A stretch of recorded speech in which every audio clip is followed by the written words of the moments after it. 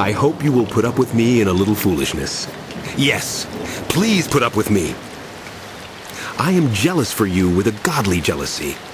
I promised you to one husband, to Christ, so that I might present you as a pure virgin to him. But I am afraid that just as Eve was deceived by the serpent's cunning, your minds may somehow be led astray from your sincere and pure devotion to Christ.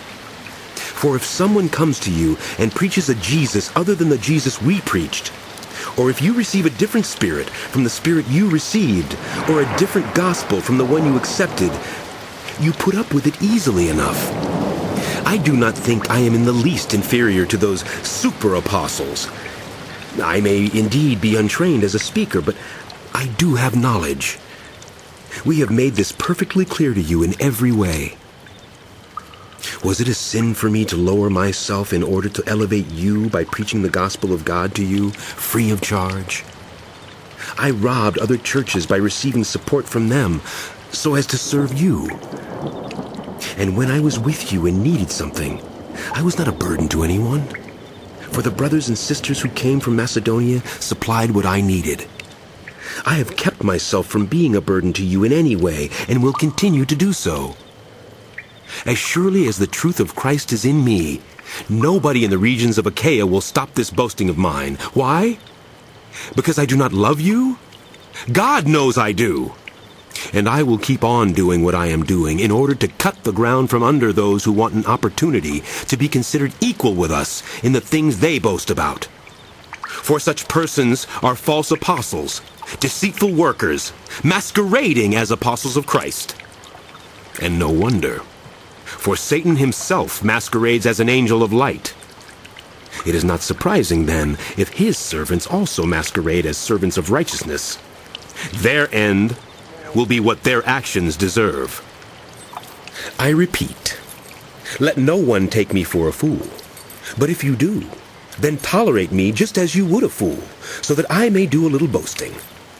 In this self-confident boasting, I am not talking as the Lord would, but as a fool. Since many are boasting in the way the world does, I too will boast.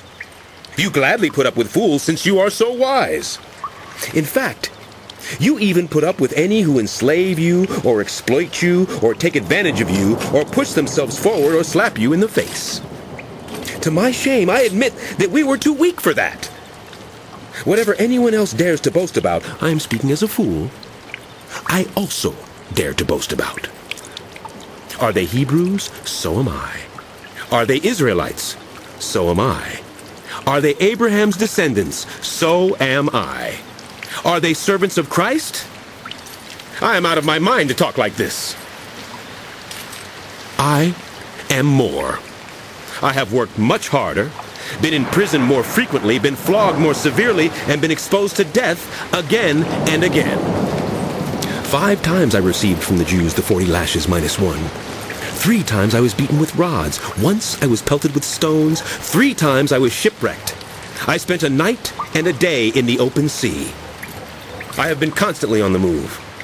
I have been in danger from rivers, in danger from bandits, in danger from my own people, in danger from Gentiles, in danger in the city, in danger in the country, in danger at sea, and in danger from false believers. I have labored and toiled, and have often gone without sleep. I have known hunger and thirst, and have often gone without food. I have been cold and naked. Besides everything else, I face daily the pressure of my concern for all the churches. Who is weak and I do not feel weak? Who is led into sin and I do not inwardly burn? If I must boast, I will boast of the things that show my weakness. The God and Father of the Lord Jesus, who is to be praised forever, knows that I am not lying. In Damascus, the governor under King Aretas had the city of the Damascenes guarded in order to arrest me. But I was lowered in a basket from a window in the wall and slipped through his hands.